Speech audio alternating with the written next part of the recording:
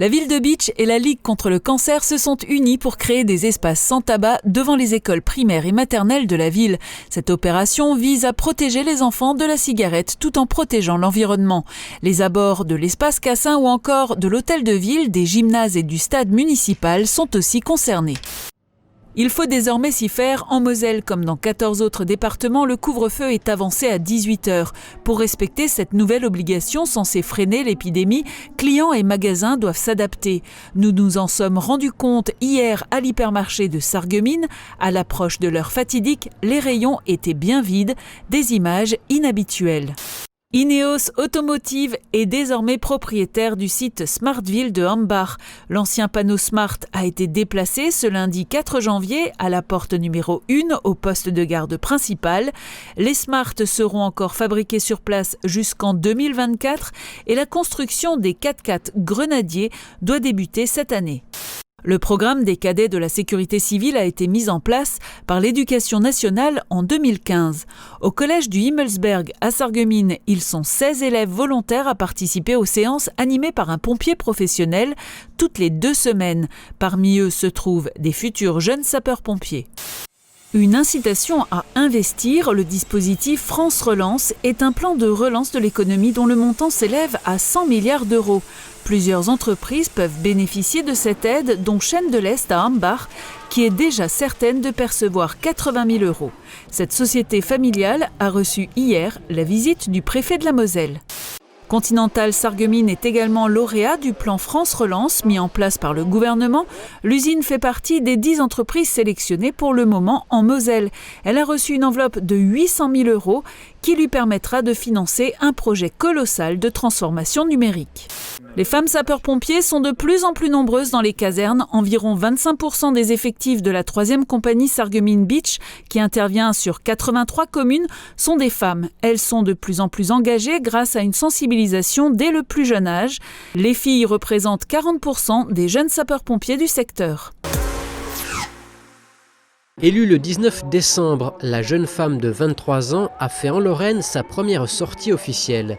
Originaire de Normandie, elle a apprécié l'accueil dans cette région qu'elle ne connaissait pas encore. Ce qui a concentré les critiques sur les réseaux sociaux et les médias, c'est la forte concentration de personnes du public dans un petit espace, et ce, alors que le même jour, le couvre-feu avancé à 18h entrait en application. Les organisateurs du centre commercial se sont finalement excusés dans un communiqué, notamment auprès des autorités sanitaires et des personnels soignants, précisant qu'ils n'organiseraient plus d'événements d'une telle ampleur avant la fin de la crise sanitaire. Les tests se font par voie nasale, comme les tests PCR, mais il s'agit ici de tests antigéniques. Moins fiables, ils permettent tout de même d'établir un diagnostic qui devra, en cas de positivité, être validé par un test PCR qui reste la référence. Rapide à réaliser, ces tests présentent l'avantage de fournir un résultat en seulement 15 minutes. Est-ce que vous comptez vous faire vacciner contre le Covid-19 ? Je suis plus non que oui pour l'instant. Pourquoi vous êtes plus non ?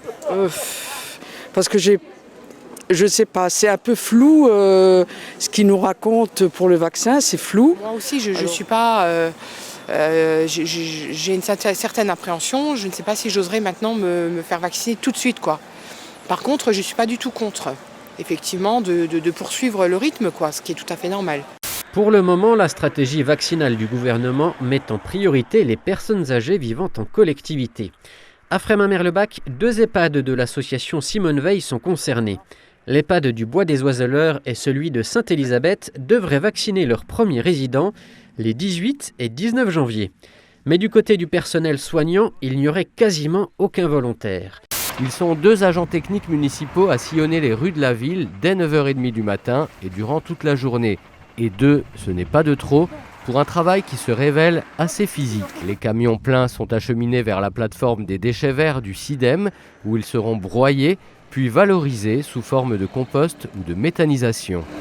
Alors que certaines communes optent pour des paniers garnis qui ne profitent pas à tous les commerces, ils ont choisi la solution plus égalitaire des bons cadeaux. La mairie souhaite consacrer 110 000 € à ce projet, soit autant d'argent pour aider les commerces.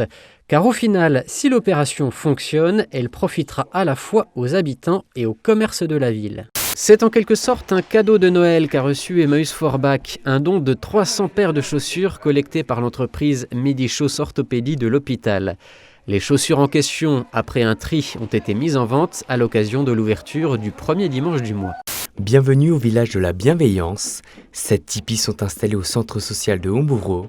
Ils réunissent des jeux pédagogiques pour favoriser le développement des compétences psychosociales de manière ludique chez l'enfant et chez l'adulte. Pendant plusieurs jours, Aïcha Tarek, créatrice de nombreux outils pédagogiques, est présente au centre social de Homboureau. Elle forme les animateurs, les enfants et les parents à l'utilisation de ces jeux instructifs et ludiques.